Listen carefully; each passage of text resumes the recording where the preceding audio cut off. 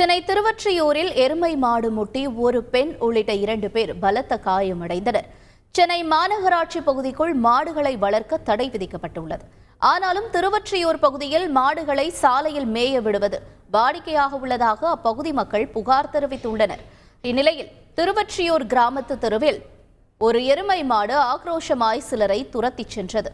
தெருவில் நின்ற வாகனங்களை முட்டி கீழே தள்ளிய அந்த மாடு ஒரு பெண்ணை முட்டி இழுத்துச் சென்றது.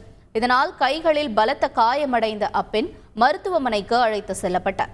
மாடு முட்டி மற்றொருவரும் காயமடைந்தார். இது தொடர்பாக மாநகராட்சி அதிகாரிகள் நடவடிக்கை எடுத்து மாடுகள் நடமாட்டத்தை தடுக்க வேண்டும் என்ற கோரிக்கை எழுந்துள்ளது.